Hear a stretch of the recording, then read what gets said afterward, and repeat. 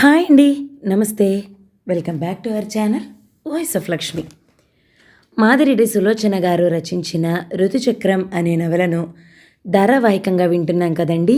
ఇక రెండో భాగాన్ని మొదలు పెడదామా? ఒరేయ్, చదువు కావాలన్నావు కదరా సతుకు. చెయ్యి అతని ముందు ముందుకు చాపాడు. ఇదిగో నీ చెల్లెలు సతికింది చూడు. పోయిందిరా. గౌరవము మర్యాద మంట కలిశాయి. ఆయనే తలబాదుకున్నాడు వెనక్కి తిరిగి. నాన్న, మీరేం భయపడకండి. ఇప్పుడే వెళ్ళి వాడిని నరికి పోగులు పెట్టి దాన్ని తెస్తాను. ఎందుకురా? వద్దు, అది మనకు లేదు అన్నాడే కానీ తను చేసింది ఎంతవరకు సమంజసమో ఆలోచించలేకపోయాడు. అరుంధతికి ఆలోచనలున్నాయి, కానీ బయటికి చెప్పే వయసు కాదు. అన్నిటికన్నా ముందు అర్హత లేదు, చిన్నదాయే. మావయ్య, వయసు మళ్ళిన భర్తను చూడటం మీకు న్యాయమా అని అడగాలనుకుంది. తనకు నచ్చిన వ్యక్తిని వివాహం చేసుకుంది తప్ప అని నిలదీయాలనుకుంది. వీళ్ళంతా పురాణ ఇతిహాసాలు హర్షిస్తారు కదా. సీత, దమయంతి, రుక్మిణి వీరంతా తమకు నచ్చిన వాడిని ఎన్నుకోలేదా? రాణి సంయుక్త ఏం చేసింది? అరుందా అంది. ఈ గ్లాసులు తీసుకెళ్ళు, స్నానం చేసి వంట చెయ్యి. మంచిది. బావగారు బయటకు వెళ్ళగానే వెళ్ళి గ్లాసులు తీస్తుంటే సగం మిగిలిన పాయసం అరుంధతిని వెక్కిరించినట్లు ఫీల్ అయింది. ఆ గ్లాసులు వణుకుతున్న చేతులతో తీసింది. అప్పుడు లచ్చి అత్త పనిచేసేది. దాన్ని పిలిపించాడు అంతయ్య. ఇల్లు వాకిలి తుడిపించాడు. ఏలగాని ఏల ఎందుకయ్యా? ఎవరన్నా చస్తే మైలు పడరుటే అన్నాడు కోపంగా. ఎవరు చచ్చిపోయారు? అదే మా అమ్మాయి లలిత. నీవు నిన్న బాగుంటివి బిడ్డో, నీకేమైందే నా తల్లో అని శోకాలు పెట్టింది. నోర్మి, దానికి రుణం తీరింది, పోయింది, వెదవ ఏడుపెందుకో కసురుకున్నాడు. అరుంధతి బావి దగ్గర స్నానం చేసి వస్తుంటే అది ఎదురొచ్చింది. అరుందమ్మా, లేడిలాగా తిరిగే పిల్లమ్మా. అరుంధతి కళ్ళెత్తుకుంది. ఒక్క మాట మాట్లాడలేదు. అవును, మీ మామకు పిచ్చిలేసిందా? గట్లంటడేంది? ఆమె జవాబు చెప్పలేక ఇంట్లోకి వచ్చింది. మర్నాడు బ్రాహ్మడుని పిలిచి రుణవిముక్తుడయ్యాడు. శ్రీహరి, అమ్మాయి క్షేమంగా? ఇదిగో పంతులు, నిన్నెక్కడికి పిలిచింది పిండం పెట్టమని కానీ వివరాలు అడగమని కాదు. అయ్యా అయ్యా అంటూ అతను తను చేయవలసింది చేసి వెళ్ళిపోయాడు. ఆ తర్వాత ఒకరోజు కేశవ విచారంగా ఇంట్లోనే ఉండిపోయాడు. అరుంధతికి మాట్లాడేవారు లేక పిచ్చి పట్టినట్లుంది. భర్త అలా మంచం మీద దొరలటం ఎప్పుడూ చూడలేదు. మా చిన్నన్నకు పని ఉంటే పండగ, ఆయనకు తోడు నువ్వు దొరికావా? లలిత అప్పుడప్పుడు అనేది. జ్వరమో ఏమిటో, ఎలా వెళ్ళేది? ఆఖరుకు ధైర్యం చేసి అతను పడుకున్న పీట దగ్గరకు వెళ్ళింది. జ్వరం వచ్చిందా? అతను ఇటు తిరిగాడు. జ్వరం. నోట్లోని మాట నోట్లోనే ఉండిపోయింది. 2 అడుగులు వెనక్కి వేసింది. ఈరోజు లలిత వాళ్ళు ఊరు విడిచి వెళ్ళిపోతున్నారు అంది. ఒక్కసారి లలితను చూడాలన్న కోరికను జయించటం కష్టమైపోయింది. అమ్మ లేకపోవటం ఎంత దురదృష్టం. ఆమె ఉంటే ఈనాడు లలితను క్షమించేది, సారే చీర ఇచ్చి పంపేది. పోనీ మీరిస్తేనేం? నాన్నగారు ప్రమాణం చేయించుకున్నారు కదా అన్నాడు. కేశవకు తండ్రి మాట చెడ్డదైతే ఎదిరించాలన్న భావం రాలేదు. అలాంటి ధోరణి లేనేలేదు. ఎక్కడికి వెళ్తున్నారు? మొదట అతని ఊరు వెళ్ళి అక్కడి నుండి మరో చోటుకు బదిలీ ప్రయత్నం చేస్తారట. అప్పుడే అంతయ్య లోనికి వచ్చాడు. అతని కళ్ళు ఆరాగా అరుంధతిని వెంటాడాయి. ఆమె తొందరగా వంటింట్లోకి వెళ్ళి దాక్కుంది. ఆయన వెంటనే అరుంధతి అన్నకు కబురు చేశాడు. ఆమె హడలిపోయింది. కానీ రెండో రోజు అసలు విషయం తెలిసింది. ఆయన అరుంధతికి కొత్త బట్టలు తెప్పించాడు. కార్యం కాస్త అడ్డు తీరిస్తే ఆమె ఇంట్లో స్వేచ్ఛగా ఉంటుందని ప్రస్తావించాడు. అరుంధతి అన్న ఆంజనేయులు అక్కడికి సంతోషించాడు. తనను ఏ కట్నం కానుకలు అడగటం లేదని. అరుంధతికి ఓవైపు సంతోషంగానూ మరోవైపు లలిత లేదని బాధగానూ ఉంది. ఆమె వదిన యశోదమ్మ అలంకరిస్తూ ఉంటే ప్రతి నిమిషం లలితను గుర్తుకు తెచ్చుకుంది. ఆనాటి లలిత, కొడుకు పుడితే కూడా కబురు చేయని లలిత ఈనాడు ఉత్తరం రాసింది. అది తనకు. అరుంధతి కళ్ళు నిండుకున్నాయి. ఆ ఉత్తరంలోని అడ్రస్ జాగ్రత్తగా చూసి లేచింది. కళ్ళు తుడుచుకుంది. బయటకి తొంగి చూసింది. పక్కింటి జీతగాడు తోట నుండి గంప తెచ్చి వాళ్ళింటి ముందు దింపాడు. నమస్తే అరుందమ్మా. యేసు, మా వారు, అదే చిన్నయ్య పొలం దగ్గరున్నారేమో, నేను పిలుస్తున్నానని పిలుచుకురావా? ఎవరిని? కేశవయ్య గారినేనా? అవును. ఏమిట్రా, మీరు పండగ చేశారా? అలా అడిగి 4 గారెలిస్తుంది ప్రతిసారి. మేం క్రిస్టమస్ పండగ చేసుకుంటామో. అతను వెళ్ళిపోయాడు. అరుంధతి గదిలోకి వచ్చి ఒకసారి పెట్టె తీసి మళ్ళీ పెట్టింది. వంటింట్లోకి వచ్చింది. పార్వతి పొయ్యికి ముఖం చేసి అన్నం తింటోంది. అది చూసి అరుంధతి నవ్వుకుంది. అది అలక సాగించినప్పుడల్లా సాగే తతంగమే. మళ్ళీ వచ్చి వీధి గుమ్మం పక్కనున్న కిటికీ దగ్గర కూర్చుంది, బయటికి చూస్తూ. డమడమ డప్పుల చప్పుడు. ఆ వెనుక గోవిందా గోవిందా అన్న మాటలు వినిపించాయి. పాపం, రాముల్ని కాష్టానికి తీసుకుపోతున్నారు కాబోలు అనుకుంది. ఒక్క నిమిషం చేతులు జోడించి దండం పెట్టుకుంది. పార్వతమ్మ. ఎవరు? చటుక్కున లేచి భుజాల మీదుగా పమిట లాక్కుంది. తను హాల్లో కూర్చుంది. అది అమ్మలెక్కలు ఎవరు చూసినా తన పరువు తీస్తారు, వీధి అంతా చాటిస్తారు. నేనే అమ్మాయి, కోమటి బుచ్చమ్మ. ఏమిటి? అంది. కోమటి బుచ్చమ్మ ఎందుకు వస్తుందో. దొంగచాట కొనుగోలు చేయటంలో అఖండురాలు. అత్తకు అమ్మమని చెప్తుంది, కోడల్ని కొలవమని చెప్తుంది. ఏమిటి ఏమిటి అంటావేమే పిల్ల? ఏదో మీ అత్తకు నాకు దోస్తి, అప్పుడప్పుడు చూసిపోవాలనిపిస్తుంది. అక్కయ్య లోపలుంది అంది. ఆమె వెళ్ళిపోయింది. మళ్ళీ కిటికీలో నుండి బయటకు చూసింది. కేశవ రాలేదు. కానీ గాడిద మీద వడ్ల సంచులేసుకుని పుట్టింటి జీతగాడు సాయిలు వచ్చాడు. అరుందమ్మో, ఓ అరుందమ్మ. వాడు పిలిస్తే ఊరంతా వినపడుతుంది. ఏమిట్రా అరుపులు? అరుంధతి గుమ్మంలోకి వచ్చింది. ఏమిటంటావు తల్లి? ఒడ్లమ్మా, ఒడ్లు ఇత్తనాలకు తీసుకుపోతుంది కదా. అతను సంచులు దింపి అరుగు మీద వేశాడు. కనుమ పూట తీసుకురాకుంటేనేవురా? అంజయ్య దొర గామాటే అన్నాడు. అరుందమ్మ చేతి గారెలు తినబుద్ధి పుట్టింది, సాయిలు సంబరంగా చెప్పాడు. నీ ముఖం. వడ్ల బస్తాలు లోపల వేయించింది. గాదెల బోస్తా పట్టమ్మా. వద్దు సాయిలు, మామగారు వచ్చి కొలుచుకోవాలి.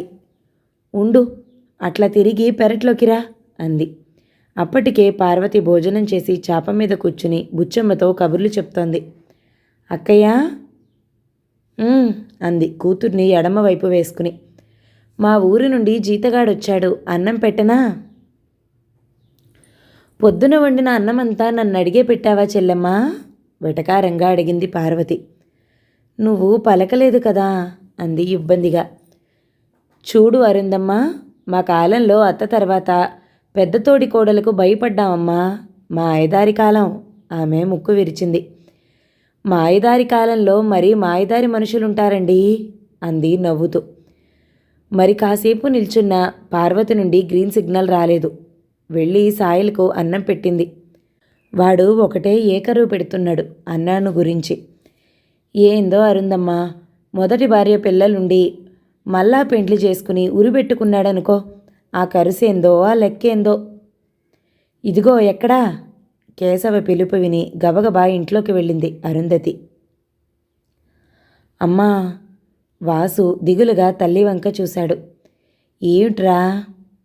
అన్నం బిడియపడుతూ అడిగాడు. లలిత తల వంచుకుంది. వరండాలో నుండి రామచంద్ర దగ్గు వినిపిస్తుంది. వాసు, పక్కింటి అత్తయ్య దగ్గర పావుసేరు బియ్యం అడిగి తీసుకురా. వాసు పరిగెత్తుకుపోయాడు. అత్త బియ్యం ఇస్తే ఎంచక్క అన్నం వండుతుంది అమ్మ. వాసు ఆశ నిరాశైంది. పక్కింటి అత్త లేదు, ఆమె భర్త ఉన్నాడు. వాసు పావుసేరు బియ్యం అడిగాడు. అదేందో మీ అమ్మని రమ్మను అన్నాడు విసుగ్గా. వాసు తిరిగి వచ్చి ఆ మాట చెప్పాడు తల్లితో. లలిత వణికిపోయింది. అతని గురించి ఊళ్ళో అందరూ చెప్పుకోగా వింది. తను ఎలా వెళ్తుంది? అమ్మ వచ్చి అడగవే. వాసు మారం మొదలుపెట్టాడు. ఉండు బాబు, అత్తయ్య రాని అన్నది. ఆమెకు మరో ఇంటికి వెళ్ళటానికి అభిమానంగా ఉంది. అటు రామచంద్ర పరిస్థితి మరీ దిగజారిపోతుంది. ఇంత విషం కొని అందరూ తాగితే ఈ గొడవలన్నీ మాసిపోతాయి. ఆలోచనతో పాటు అశ్రువులు మేమున్నామంటూ బయటికి వచ్చాయి. అన్నం అడిగితే ఏడుస్తావు. మరేం చెయ్యనురా అంది బాధగా. ఆమె ఒక నిర్ణయానికి వచ్చింది. ఆ ఊరి షావుకారింట్లో వంట మనిషి లేడని విన్నాక అక్కడ వంట చేయటం మినహా తను ఏమీ చేయలేదు. అతను చాలా మంచివాడని చెప్తారు. అతని భార్యను గురించి గొప్పగా చెప్తారు. పమిట భుజాల మీదుగా కప్పుకుని వీధిలోకి వచ్చింది. గబగబా షావుకారి గారింటి వైపు నడిచింది. ఆమెకు ఒళ్ళంతా చెమట పట్టింది. ఆ వెళ్ళేది ఎవరే? రామచంద్రం పంతులు పెండ్లము. వీధిలో ఎవరో అనుకుంటున్నారు. ముసుగు ముందుకు లాక్కుంది. జీర్ణావస్థలో ఉన్న చీర చిరుగు చేతిలోకి వచ్చింది. పీలికగా సిగ్గుగా తల వంచుకుని వెళ్ళింది. పెద్ద లోగిలి, ఒక పక్క గేదెల కొట్టం, రెండో వైపు అరుగులు ఉన్నాయి. అరుగు మీదే షావుకారు కూర్చొని ఉన్నాడు. ఆయన చుట్టూ జనమున్నారు. కాలు ముందుకు సాగలేదు. తలుపు చాటు చేసుకుని నిలబడిపోయింది. ఎవరు? ఒరేయ్ వీరిగా, చూడ్రా ఎవరో. వీరిగాడు వచ్చి చూశారు. పంతులు పెండ్లం వాంఛన్. ఏందిటా? ఆ గంభీర కంఠము వింటూ ఉంటే తండ్రే గుర్తుకు వచ్చాడు. కళ్ళు చెమర్చాయి. గొంతు పెగల్చుకుని తను వచ్చిన పని చెప్పింది. వీరిగాడు వివరంగా చెప్పాడు. అరేరే, ఎంత కష్టం వచ్చింది. ఇంటావిడ ఊరెళ్ళింది. 2 రోజుల తర్వాత వస్తుందట. అప్పుడు రమ్మన్రా అతను చెప్పాడు. వీరిగాడు మళ్ళీ దాన్ని తనకు చెప్పాల్సిన అవసరం లేకపోయింది. మెల్లిగా వెనుతిరిగింది. ఆమె హృదయం ఆక్రోశించసాగింది. భగవంతుడా, ఏమిటి పరీక్ష? దారిలోనే నా ప్రాణం తీసుకో తండ్రి. రిక్తహస్తాలతో నా పిల్లవాడికి ముఖం ఎలా చూపను? ఇష్టమైన వాడిని వివాహం చేసుకోవటమేనా నేను చేసిన తప్పు? అయితే శిక్షించు. ఒక్కసారే నన్ను నా కుటుంబాన్ని నాశనం చెయ్యి. కళ్ళు ఒత్తుకుని నడుస్తుంటే పచ్చగన్నేరు చెట్టు కనిపించింది. క్షణం వాటి వంక చూసింది. ఒక నిర్ణయానికొచ్చింది. వంగి 4-5 గన్నేరు కాయలు ఏరింది. అవి విడదీసి పప్పులు బయటికి తీసింది. వాటిని కొంగున ముడికట్టుకున్నాక హృదయం తేలికైన అనుభూతి చెందింది. తనకు ఈ లౌకిక బంధాల నుండి విముక్తి లభించబోతుంది. మనకంటే బలమైంది ఏదో శక్తి ఉంది. దాన్నే కొందరి విధి అంటారు. ఆమె ఇంట్లో అడుగుపెట్టి స్థాణువులా నిలబడిపోయింది. చిత్తయ్య పళ్ళు వలిచి రామచంద్రం చేత తినిపిస్తున్నాడు. ముందున్న పులిహోర ఆబగా తింటున్నాడు వాసు. వాడికి చుట్టూ ప్రపంచంతో సంబంధం లేనట్టు ఉంది. చిత్తయ్య, అమ్మా, లలితమ్మవా? చిత్తయ్య బావురుమని ఆమె కాళ్ళు వాటేసుకున్నాడు. ఇదంతా నా పాపం, గొంతు పెగిల్చుకుని రామచంద్రం అన్నాడు. లలిత వడిలో నుండి జారిపడ్డాయి కన్నేరు పప్పులు. చిత్తయ్య నోట మాట రానట్టు చూస్తూ ఉండిపోయాడు. కళ్ళతోనే సైగ చేసింది లలిత. తర్వాత ఒకరి విషయాలు ఒకరు అడిగి తెలుసుకున్నారు. ఆ ఇంట్లో అరుందమ్మ లేకుంటే ఏముందమ్మా? ఏం పార్వతి వదిన మారలేదా? ఆమె ఏం మారుతుంది? ఈ డబ్బుంచు. అరుంధతి ఇచ్చిన రూపాయలు ఇచ్చాడు. ఆమెకు ఆ డబ్బును చూడగానే భర్తను బ్రతికించుకోగలనన్న ఆశ కలిగింది. ఏమిచ్చి అరుంధతి రుణం తీర్చుకోగలను చిత్తయ్య?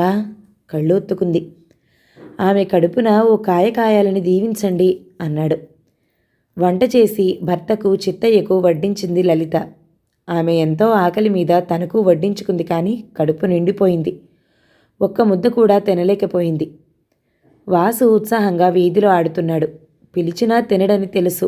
అందుకే అన్నీ అవతల పెట్టి వచ్చింది. అప్పటికే రామచంద్ర గాఢ నిద్రలో ఉన్నాడు. ఏం చెప్పమంటారమ్మా? అంతా చూశావో. నేను ప్రత్యేకంగా చెప్పేదే ఉంది. నేనేమైనా పర్వాలేదు చిత్తయ్య. వాసు ఏముంది? ఎదిగే వయసు వాడిది. 2 పూటలా ఇంత పెట్టి బడికి పంపుతాను. అభిమానం చంపుకుని అడిగానని అరుంధతికి చెప్పు. ఆ అమ్మకు చెప్పకపోయినా మీ అందరినీ చూడాలని లేదా? మీ అయ్యకు భయపడి ఊరుకుంది. భగవంతుడు నాపై ఎందుకో కక్ష కట్టాడో. లలిత ఏడ్చింది. చిత్తయ్య హృదయం తరుక్కుపోయింది. లలితను తను ఎత్తి పెంచాడు. 2 మగపిల్లల తర్వాత ముగ్గురు పిల్లలు వరుసగా చనిపోయాక పుట్టిన పిల్లని ఎంత సంబరపడ్డారు. అదంతా గుర్తుకు వచ్చింది. మీ పెద్ద కులాలోళ్ళ గుండె రాయమ్మా, ఇంత కఠినంగా ఉండరు అన్నాడు. నిజమే, కొందరు ప్రాణం కంటే పరువు ప్రతిష్ట ముఖ్యం అనుకుంటారు.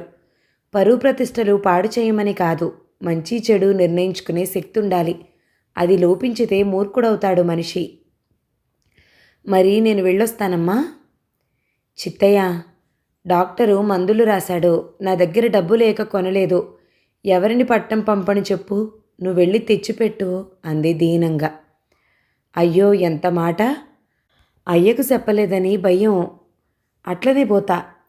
చిత్తయ్య సాయంత్రం బస్సులో సిటీకి వెళ్ళిపోయాక అరుంధతి పంపిన బట్టల మూట విప్పింది. 2 ఉతికిన చీరలు, ఓ కొత్త చీర ఉన్నాయి. వాసుకు 2 జతల బట్టలు, ఓ దోవతలు జత కనిపించాయి. వాటిని చూస్తూ అలాగే కూర్చుంది. లలిత, లలిత రామచంద్ర పిలిచాడు. అవన్నీ పక్కకు పెట్టి అతని దగ్గరకు వెళ్ళింది. భోజనం చేశావా? ఆ అంది. లలిత, ఈ అసక్తుడిని మన్నించు. నా కోసం అన్నీ వదులుకుని వచ్చిన నిన్ను పువ్వుల్లో పెట్టి పూజించాలనుకున్నాను. కానీ ఈ జబ్బు. ఊరుకోండి, మీరు ఎక్కువ మాట్లాడొద్దు. అతని చేతిని నిమిరింది. వాసు మనకి దూరంగా ఉంటేనే మంచిది లలిత. ఈ జబ్బు పిల్లలకు త్వరగా సోకే ప్రమాదం ఉంది. మీరేం కంగారు పడకండి, చిత్తయ్య మందులు తీసుకొస్తాడు. అలాగే వాసు విషయం చెప్పాను. ఏమో, నా ప్రాణం పోతుందో లేదో మీ భవిష్యత్తు గురించి రాత్రింపవళ్ళు ఆలోచిస్తాను. మీరు కాస్త లేచి తిరిగితే చాలు, చదివి 3rd ఫారం పరీక్షకు కడతాను. ఎక్కడైనా ఉద్యోగం వస్తుంది. ఆశ ఎంత తీయగా ఉంటుంది. ఆమె చేతిని పట్టుకుని కళ్ళు మూసుకున్నాడు. అతన్ని చూస్తుంటే దుఃఖం పెళ్ళుబుకి వచ్చింది. తను చూసి వరించిన రామచంద్రేనా అని ఆక్రోశించింది హృదయం. అప్పటికి ఇంకా హైదరాబాద్ ప్రాంతం వారికి నిరుద్యోగం అంటే ఏమిటో తెలీదు. 3rd ఫారం పాస్ వారికి కూడా ఉద్యోగాలు దొరికేవి. అప్పటికింకా రాజకీయాలు ఇన్ని రంగులు పులుముకోలేదు. రికమెండేషన్లు అంటే పెద్దగా తెలియని రోజులు. అప్పుడప్పుడే సర్కారు జిల్లాల నుండి ఉద్యోగాలకు వస్తూ నైజాం అనేవారు హైదరాబాద్ను. ఆశగా భర్తకు నయం కావాలని ప్రార్థిస్తూ మంచం కోడుపై తల ఆనించింది. అలసట వల్ల కునుకు పట్టింది. అది ఇల్లు అనే కంటే చెత్తకుండి అంటే బాగుంటుందేమో. ఎక్కడి సామాన్లు అక్కడే పడి ఉన్నాయి. వాకిట్లో ఎడ్డబోసిన వడ్లు, పిట్టలు, కాకులు, కోళ్ళు లాంటి పక్షులు పరమవుతున్నాయి. ఎంత భూతదయో ఆ ఇంటి వారికి అనిపిస్తుంది. ఇంటి యజమానురాలు యశోద పిల్లల తలలు ముందుంచుకుని పక్కింటి రత్నమ్మతో ముచ్చట పెట్టింది. ఏమిటో పిన్ని, ఈసారైనా మగపిల్లవాడు పుడతాడనుకుంటే మళ్ళీ ఆడపిల్లే పుట్టింది అన్నది దూరంగా చాప మీద పడుకోబెట్టిన పసిదాని వంక చూస్తూ. పుడతారులేవే, అప్పుడే నీ వయసు ఎమ్ముంచుకుపోయింది. ఈసారి పుడతాళ్లే కొడుకు. ఇక నాకు ఓపిక లేదు పిన్ని. ఇప్పటికే 5గురున్నారు. 5 రెండ్లు 10 జడలు వెయ్యాలి. నీ చోద్యం పాడుగాను. అప్పుడే పసిదానికి జడ వేస్తావుటే. రత్నమ్మ నవ్వింది. ఈరోజు కాకపోయినా వచ్చే ఏటికైనా వెయ్యాలా వద్దా?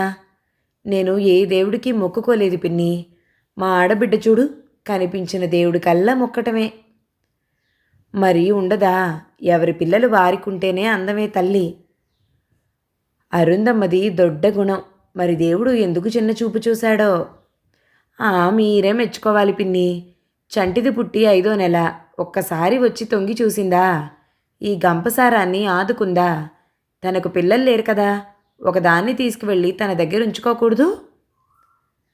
ఆమె ఒంటరిగా ఉందేమిటే నీ కథలు గాని, ఆ మామ చిన్న మనిషా అన్నది రత్నమ్మ నిక్కచ్చిగా. అయితే ఏం, అడగడానికి మీకు దమ్ములు లేవా? పిల్లలు లేరు, నా వారిని చూస్తానంటే వద్దంటాడా? ఒకరింటి సంగతులు మనకెలా తెలుస్తాయే అంది. పెద్ద పిల్ల నర్మదకు జడలు వేసి పాత చీర అంచులు చిప్పి రిబ్బన్లా కట్టింది. ఏమి ఇల్లో, 2 సంబంధం వాడికిచ్చి నా గొంతు కోశారు. 5గురున్న ఆస్తులు పంచుకుంటారా పాడా? అంతా వాళ్లదే కదా అన్నది. యశోదమ్మ కన్ను ఎప్పుడూ మారటి పిల్లల మీదే ఉంటుంది. 5గురు అత్తింటి వారికి వెళ్లే నాటికి ఏం మిగులుతుందని నీ బాధ? రత్నమ్మ హాస్యం చేసింది. ఆమె జవాబు చెప్పలేకపోయింది. వెధవ పిల్లలు, జడలు వేద్దామంటే సరిగ్గా కూర్చొని చావరు. చేతిలో ఉన్న జుట్టు పట్టి వెనక్కి ముందుకి కదిలించింది. చిన్నమ్మ, అన్నం పెట్టు.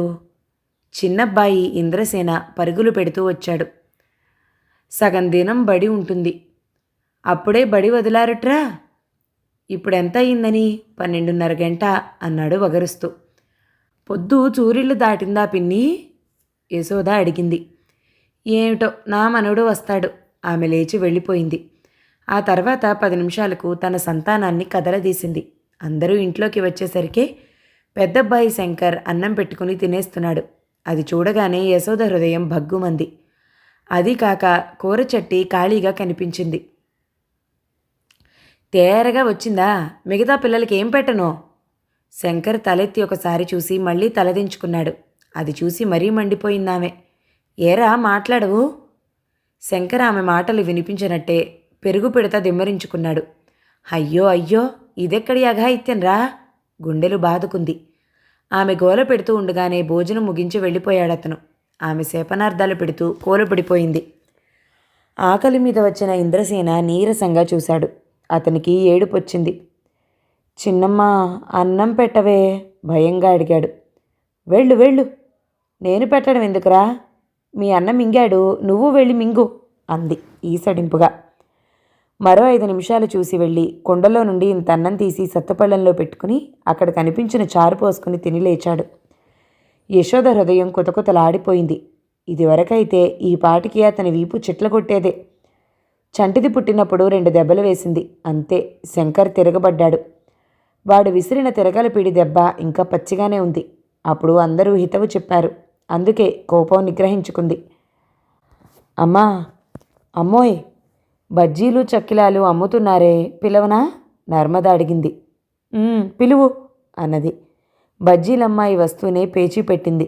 మాకు పైసలు ఎందుకమ్మా, బియ్యమో ఒడ్లో కావాలి. సరే పెట్టు. దూరంగా ఉన్న కాగితం ముక్కలాగింది. ఓ 10 బజ్జీలు, 4 మిరపకాయ బజ్జీలు కాగితంలో పెట్టింది. సేరు బియ్యం. సంచి తీసి పట్టుకుంది. సేరు బియ్యం తెచ్చి సంచిలో పోసింది యశోద. ఏం బియ్యం, అన్నీ నూకలే ఉన్నట్లున్నాయి.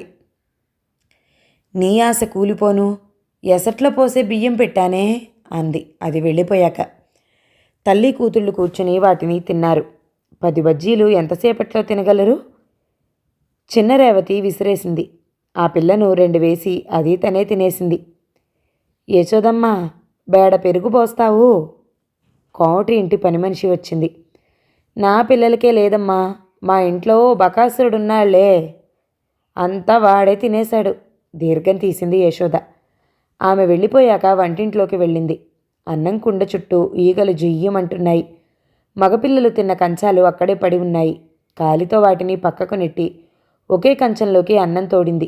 చట్టిలో కూర, పిడతలో పెరుగు కనిపించలేదన్న కోపంతో ఉట్టిమీద నెయ్యి పిడత దింపి అన్నంలో చారెడు పోసింది. పచ్చడితో కలిపి పిల్లలందరికీ పెట్టింది. అక్కడే కూర్చుని తను భోజనం చేసింది. నర్మదా, ఎవరూ లేరా ఇంట్లో? బయట నుండే కేకలు వేస్తూ వచ్చాడు ఆంజనేయులు. ఏమిటా కేకలు? ఇంట్లోనే ఉన్నాం. మాకింకే ఉంది ఇల్లుగాక? ఇల్లే వైకుంఠం, వాకిలే మోక్షగుండం నా పాలిట. యశోద జవాబొచ్చింది. ఇల్లును వైకుంఠంలా చూస్తున్నావుటే, అవతల వడ్లన్నీ పక్షుల పరమైపోతున్నాయి హుంకరించాడు. ఇప్పటి వరకు అక్కడే చచ్చాను, మా ఐదారి పిట్టలు.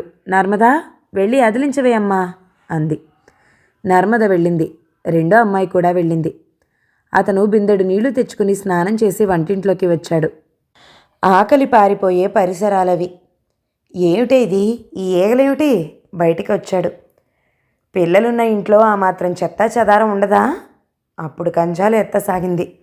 నువ్వు చేసే పనే ఉందే, ఆఖరితో వస్తే ఇల్లు అడవిలా ఉంటుంది విసుక్కున్నాడు. అప్పటి వరకు ఆడుకుంటున్న చంటిది రాగం తీసింది. అప్పుడే దీనికి రోగం వచ్చింది విసుక్కుంది. కొంత శుద్ధి చేసి అతనికి వడ్డించింది. అతను కూర్చోగానే కూతుర్ని అడ్డం వేసుకుంది. ఇదేం కూడే, నా ముఖాన చారు తగలేశావు విసుగ్గా అడిగాడు. అదే అదును కోసం కూర్చున్నట్టు కయ్యమంది యశోద. వండిన కూర పెరుగు నా పిల్లలు కానీ నేను కానీ తింటే ఏ ఒట్టంటే ఆ ఒట్టు. మీ జ్యేష్ఠపుత్రుడు మింగి కూర్చున్నాడు అనడానికి భయం. అదేం, నువ్వు వడ్డించలేదా? కావాలంటే రత్తమ్మ పిన్నిని అడగండి, నేనొచ్చేసరికే అలా పెట్టుకు తిన్నాడు. వాడి సంగతి నేను చూస్తాను, నువ్వు కాస్త ఇల్లు సంగతి చూస్తావా అన్నాడు. ఆకలి చచ్చిపోయింది. కడుపు నిండకపోతే పనిచేయటం చేతకాదు. అందుకే బలవంతంగా కడుపు నింపుకున్నాడు. మొదటి భార్య చిన్నదే అయినా ఇల్లు బాగా చూసుకునేది. ఆ మాట ఎప్పుడైనా అంటే యశోద 3 రోజులు అలకపాన్పు వేస్తుంది. అందుకే గట్టిగా అనలేకపోతాడు. కంచమెత్తి తూము దగ్గర పెట్టాడు. కుండల మీద మూత పెట్టబోయాడు.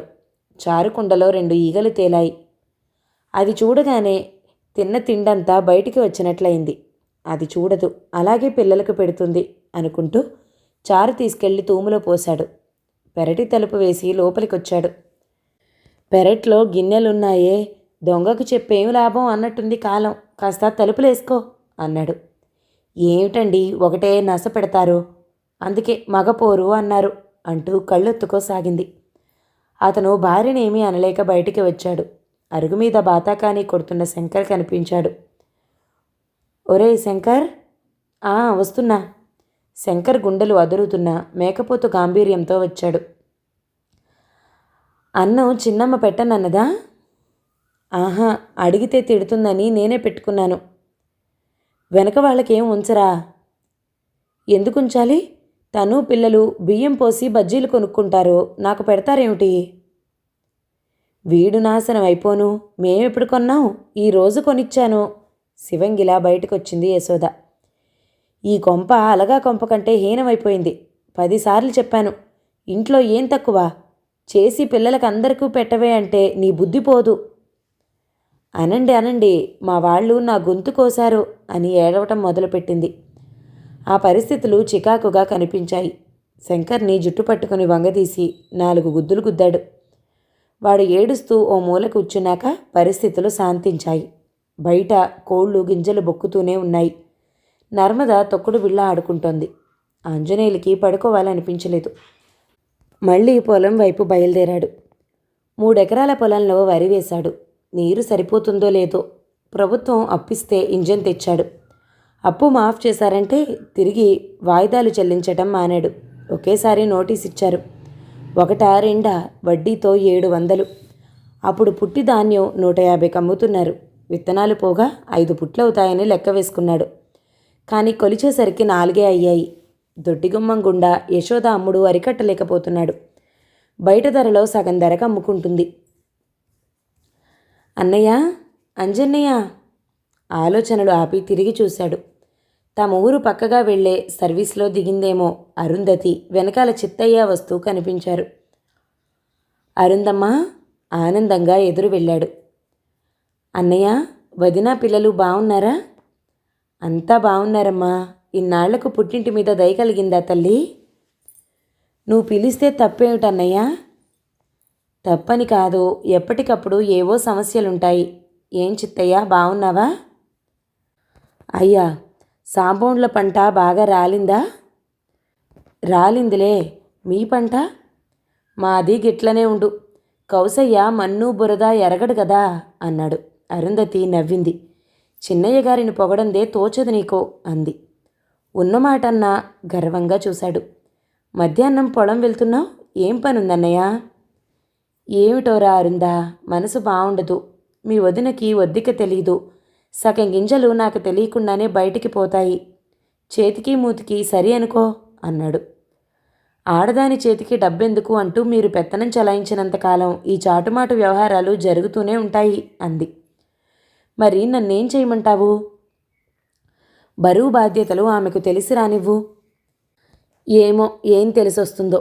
ఇటు చూస్తే ఈ పిల్లల గోడు, పెద్దాడికి దానికి ఒక్క క్షణం పడదు అన్నాడు. ఇల్లు చేరాక అరుంధతికే చికాకు అనిపించింది. రైతు ఎంత కష్టపడితే ఒక గింజ పండుతుంది? ఆ విషయం విస్మరించి ఆ గింజలు బజార్లో పోసి నిశ్చింతగా నిద్రపోయే ఇల్లాల్ని ఏమనగలదు? కాళ్ళు కడుక్కుందామని పెరట్లోకి వెళ్ళి అక్కడ అన్నం మెతుకులు కంచాలు చూసి ఒక్క అడుగు వెనక్కి వేసింది. వెన్ను జలధరించింది. మళ్ళీ ఆ కంచాల్లోనేగా తినేది. ఏం మనుషులో!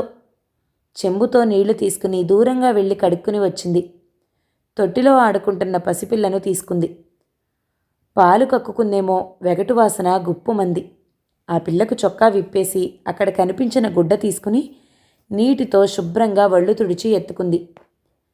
వస్తూనే మేనకోడళ్ళ సంరక్షణ మొదలెట్టావా? ఒళ్ళు తొడవటం కూడా సంరక్షణేనా అన్నయ్య? ఏమే నిన్నే భర్త వెళ్ళి లేపగా లేచింది యశోద ఆవలిస్తూ.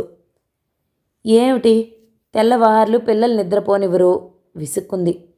ఎవరొచ్చారో చూడు. ఎవరు? తిరిగి చూసింది. అరుందమ్మనా? మేం చాలా రోజులు గుర్తొచ్చాం. అత్తగారి బంధువులే లేరని సరిపెట్టుకున్నానులే అంది నిష్ఠూరంగా. ఆయనకు ఒక్కరోజు లేకపోతే అన్నం పెట్టేవారుండరు వదినా. మామగారు మరీ దేవుళ్ళాడుకుంటారు. నాకు మాత్రం చూడాలని ఉండదా అంది. అందుకే కోడలు పుట్టగానే వచ్చారు. ఏమిటే కూర్చుని కబుర్లు చెప్తావు? దానికి భోజనం పెట్టేది ఉందా లేదా? కసిరాడు. నాకు ఆకలిగా లేదన్నయ్య. వదినా అన్నముంటే చిత్తయ్యకు వడ్డించు అంది. లేచి వళ్ళు విరుచుకుంటూ అతనికి వడ్డించింది. తను తెచ్చిన చొక్కాలు చంటిదానికిచ్చింది. మిగిలిన పిల్లలకి రిబ్బన్లు ఇచ్చింది. అత్తయ్య, శంకర్ పరిగెత్తుకు వచ్చి అత్తను కావలించుకున్నాడు. అతనికి ఈ ప్రపంచంలో ఉన్న ఆత్మీయురాలు అత్త ఒక్కర్తే. శంకర్, ఆమె కళ్ళు చెమర్చాయి. ఆ పిల్లల జుట్టుకు తైల సంస్కారం లేదు. బిక్కుబిక్కును చూసే ఇంద్రసేన్ కూడా దగ్గరకు లాక్కుంది. వాళ్ళమ్మ ఎంత ఒద్దికగా ఉండేదో, పిల్లలను మల్లెపూలలా ఉంచేది. కళ్ళొత్తుకుంది. ఎంతైనా వాళ్ల మీదుండే ప్రేమ నా పిల్లల మీద ఎందుకుంటుంది? ఆ పిచ్చి పిల్ల చూడు బిక్కుమని చూస్తుంది. యశోద నిష్ఠూరాలు వేసింది. వదినా, తల్లి లేని పిల్లలని అంటే అది మాత్రం పరాయిదా అంది. సాయంత్రానికి ఇల్లు పిల్లలు శుభ్రంగా కనిపించారు. ఆంజనేయులు ఇంట్లోకి బయటికి తిరుగుతున్నాడు. జ్ఞాపకం వచ్చిన విషయాలు చెల్లెలితో చెప్తున్నాడు. చిత్తయ్య వెళ్ళిపోయాడు. అలాగే మీ వదిన బుర్ర కూడా మరమ్మతు చేయవే అరుందా అన్నాడు. యశోద కొరకొరా చూసింది. మీ బుర్రే మరమ్మతు చేయించుకోండి. మీ చెల్లెలు కట్టిన చీర లాంటి చీర మరో జన్మలో కొంటారా మీరు? మూతి విరిచింది. అన్నయ్య పరిహాసం చేశాడులే వదినా అన్నది తేలికగా తీసిపారేస్తూ. ఆడపడుచువైనా ఆ మాత్రం దయ చూపావు, సంతోషం. ఆ చేతి సంచిలో ముక్కుపొడవు రంగు చీర బాగుంది అంది ఆశగా. బావుంటే తీసుకో వదినా. గుంటూరు చీరలు తను తెచ్చారు అంది. కేశవ గుర్తు రాగానే అరుంధతి ముఖంలో రంగులు మారిపోయాయి. అతను కావాలని ఏదీ అడగడు. అడక్కపోయినా ఎవరికి ఏది కావాలో అడిగిపెట్టే నేర్పు ఓర్పు పార్వతికి లేవు. ఏమిటత్తా? శంకర్ అడిగాడు. ఏం లేదు. ఎలా చదువుతున్నావురా? మాట మార్చింది. వాడి చదువు నువ్వే అడగాలి ఆంజనేయులు నీరసంగా జవాబిచ్చాడు. అందరూ క్షణమన్నీ మరిచి కబుర్లలో పడ్డారు. 2వ భాగం సమాప్తం. మిగతా నవలని తర్వాతి భాగంలో విందామండి. నవల మీకు నచ్చితే లైక్ చేయండి, షేర్ చేయండి, మంచి కామెంట్ చేయండి. మన ఛానల్ని తప్పకుండా సబ్స్క్రైబ్ చేయండి. Thank you so much for watching. నమస్తే.